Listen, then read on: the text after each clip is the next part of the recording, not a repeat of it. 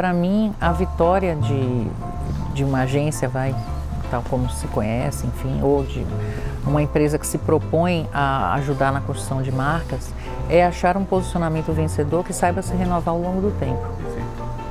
Isso, para mim, é fatal. Você pode ter eu continuo achando que a criatividade é o core do nosso trabalho, tá? Mas se você tiver campanhas incríveis, lindas, maravilhosas, criativas, mas não estiver alinhado a um posicionamento vencedor, não fica em pé. Sem dúvida. Então, o posicionamento vencedor e que sabe se renovar ao longo do tempo, para mim é a grande vitória de um profissional, de uma empresa que se propõe a trabalhar com comunicação.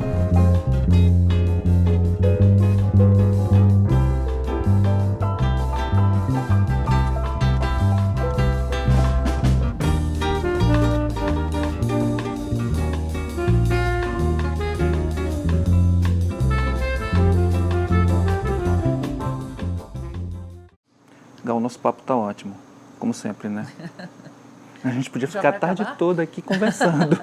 Não, agora eu vou deixar você escolher as perguntas que você gostaria de ouvir e nunca ouve. Já aconteceu isso com você? Puxa, eu dei uma entrevista e eu queria que perguntasse tal questão e não me perguntam nunca. Olha, até tem uma coisa que tem me perguntado bastante que eu acho que é bem importante. Se você não se importar, eu vou repetir aqui. Repita, prazer. Que é o seguinte, tem muita gente que vira para mim e diz assim, Gal, qual você acha que vai ser o futuro da publicidade? Aí eu falo assim, peraí, você está me perguntando o que eu acho que vai ser o futuro da publicidade ou das agências de publicidade? Porque são duas respostas completamente diferentes. Lógico, elas estão interligadas, mas são diferentes. Ah, não, a gente está falando das agências. Então, assim, o que eu acho em relação às agências, e é importante que seus alunos ouçam isso, porque, assim, durante muito tempo, quando se saía da faculdade de publicidade, os recém-formados procuravam sempre as agências, né? A não ser que ele quisesse ser cliente, alguns que queriam trabalhar em veículo e tal, mas as agências sempre foram um grande destino, né, dos profissionais formados em publicidade. Então, eu vou evocar aqui algumas revisões de conceito, né? Assim como a gente teve que rever o conceito do marketing, rever o conceito de objetivo da empresa, etc. O que é uma agência? O que é uma agência para você, Heber? O que caracteriza uma agência? Para definir se um player é agência ou não é agência. Para mim tem uma palavra central na atividade da agência, que é criatividade. Certo. Então, É um núcleo de criatividade. Certo. Então, somos agenciadores de talentos. De talentos. E criadores de histórias. Perfeito. Então, é assim, ó. Continua sendo nossa fortaleza, concordo com você. Como eu falei, somos vendedores, né? Do produto do cliente, mas somos vendedores de assunto, é através de assuntos que a gente vende os negócios, ajuda a alavancar o negócio do cliente. Só que as agências hoje, e cada vez mais, são requisitadas a ter dentro de casa uma série de disciplinas que ela não teve. E isso fez com que o corpo das agências também tivesse que crescer muito e com espécies diferentes tendo que conviver. Isso é muito saudável. Mas, se as agências continuarem operando num processo linear, elas só serão uma agência com muitas pessoas, de muitas disciplinas, de espécies diferentes, que não está conseguindo entregar a contento o trabalho que precisa ser entregue. Por quê? Porque é preciso trabalhar em fatias. O que eu defendo? Eu defendo que os grupos de trabalho se alinhem em torno do projeto. Então, seja one single roof, né, como a gente fala, todos embaixo do mesmo telhado. Seja uma coalizão de profissionais ou de pequenas empresas que vai se reunir para cuidar de um projeto, é preciso que esses profissionais estejam alinhados em torno do projeto e não em torno das próprias estruturas. Porque se alinhar em torno das próprias estruturas é uma visão para dentro, para o umbigo, e não para o bem do projeto, para o bem do resultado para o cliente. Então, isso que eu acho que é uma coisa que é muito pouco discutida no mercado e que eu acho que deveria se discutir mais e mais. Porque, assim, de novo, não é a minha opinião. Até Martin Sorrell está dando entrevistas globalmente e agora está afastado do grupo e tal. E ele deu há pouco tempo atrás uma entrevista falando como os modelos foram rompidos em todo o mundo. E, sinceramente, isso é alguma novidade para você? Claro que não. Se o consumidor é comunicador em tempo integral, se ele está o tempo inteiro construindo significado para as marcas, agora por segundo, a gente está aqui conversando e por segundo eles estão construindo significado para as marcas, que era um trabalho que era exclusivamente do cliente e das suas agências. Agora não. Então, se a gente não tiver essa facilidade de enxergar o projeto a fundo para poder fazer o always on dele, estar conectado em tudo isso que está acontecendo no mundo, abrir mão disso para ficar no processo linear, lento, duro, pesado, não vai ter jeito. Isso realmente não vai dar certo. Ou querendo ser tudo para todos, que eu acho que é outro problema que a gente tem hoje. Como tudo virou comunicação, Sim. A gente acha que tem que fazer tudo. Mas pelo menos eu vejo que a gente tem uma expertise, que é uma tradição na nossa área, que mais nenhuma outra área tem. Nós conseguimos, através de Consumer Insights, histórias que são reveladoras do que toca o consumidor. E a partir dessas histórias, criar conexões. Porque você pode criar conexão através de soluções tecnológicas, de esquemas de logística, e-commerce, etc. Mas quem é que entende de criar uma interlocução interessante, de tornar a marca um interlocutor interessante? É isso, e qualquer narrativa. Qualquer narrativa. Porque o Consumer Experience, que para mim é a onda, né, agora que forte, que vai ficar, é exatamente isso. O Consumer Experience é qualquer coisa que resolva o problema do cliente ou que torne agradável o contato do cliente com aquela marca. É tirar atritos, né? Tornar aquilo. E isso pode ser qualquer coisa, como você falou. Pode ser a comunicação tal como conhecemos, mas pode ser também o jeito como é entregue, um repertório de linguagem, um evento, um manual de instrução. Qualquer coisa. No entanto, ao longo dessa plétora de coisas, tem que haver uma certa unidade. A marca tem que ter uma unidade, um compromisso, como você falou, com um conjunto de valores que a conecta com o público. Quem é que está gerindo isso? Quem é que está descobrindo isso, apontando para isso e dando essa unidade? Eu acho que ainda é uma grande expertise da publicidade. Sim, concordo. Porque, assim, para mim, a vitória de uma agência, tal como se conhece, enfim, ou de uma empresa que se propõe a ajudar na construção de marcas, é achar um posicionamento vencedor que saiba se renovar ao longo do tempo. Perfeito. Isso, para mim, é fatal. Você pode ter eu continuo achando que a criatividade é o core do nosso trabalho, tá?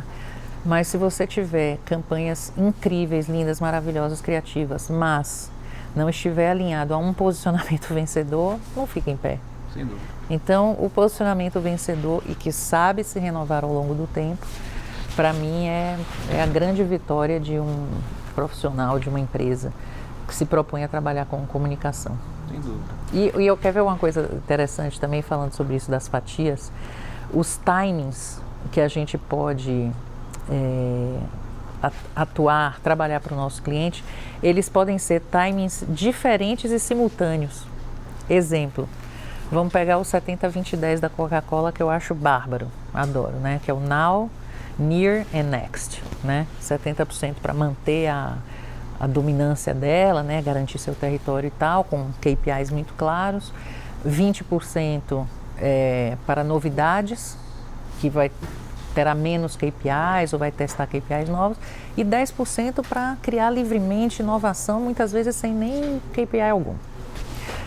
Se você pega o trabalho dia a dia de uma agência para sua marca, ele tem que ser assim.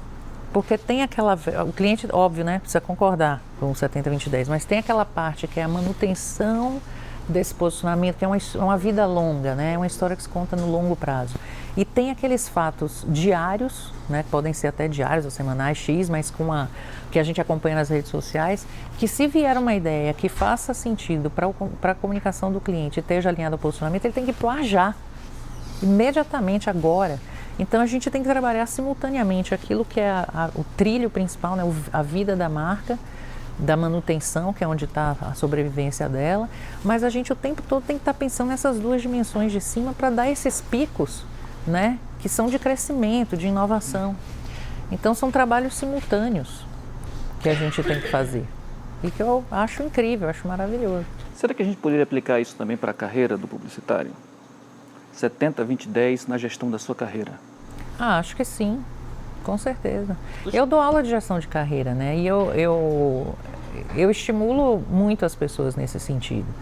Porque, assim, ela pode pegar 100% do tempo dela e botar ali só para manter sua carreira. Mas a pessoa que tem ambição, quer conquistar outros níveis ou ser reconhecido de outra forma, enfim, se tornar mais importante para o cliente, ela precisa ampliar seus repertórios, né? Ampliar a sua atuação. Então, assim, vou escrever artigo, né? Foi uma coisa que eu fiz muito. Escrever artigo, eu me posicionei muito através dos meus artigos, nas diferentes etapas da minha carreira. Ou vai se envolver numa causa, sabe? E aquilo vai trazer aprendizados também para o seu trabalho. É a pessoa que é a novidadeira da agência, vai para todos os eventos e vem aqui e distribui conhecimento. Tudo isso vai criando outras dimensões de atuação e formando a marca da própria pessoa, né? Porque as pessoas têm que ser empreendedoras de si mesmas. Então, eu achei sua pergunta muito boa. Para a gente terminar essa sessão de bate-papo, nossa, uma pergunta que eu sempre faço nessas ocasiões, que ajuda muito os nossos estudantes. Quando você está selecionando um estagiário, não sei se você faz isso ainda, mas quando você está selecionando um estagiário, o que você mais observa para contratá-lo? Quais são os pontos que te chamam mais atenção e que você fica avaliando mais de perto? Olha, a primeira coisa, assim, eu costumo fazer algumas perguntas sobre o mercado e tal, para ver como é que a pessoa enxerga aquilo, né? Porque, óbvio, se é um estagiário, ele não é maduro profissionalmente, ele está começando. Mas o jeito como ela vê algumas questões, né? Isso é uma coisa que, para mim, importa muito. Uma outra coisa também que acho bem importante é a curiosidade. Então, eu procuro extrair de alguma forma, assim, o nível de curiosidade da pessoa, né? Uma inquietude positiva, não uma inquietude negativa, de imediatismo, nada disso. Mas, assim, de conhecer mais, de aprender mais. E até o repertório de linguagem da pessoa demonstra muito isso, né? Então, assim, essa disponibilidade de aprender, de conhecer, de fuçar, de ir atrás. A gente profissional de comunicação, hoje tem que se atirar muito mais atrás das informações e etc, porque está tudo muito rápido. Então, para mim, essa é uma característica fundamental, a disponibilidade de aprender sempre. Mas, assim, o olhar, né?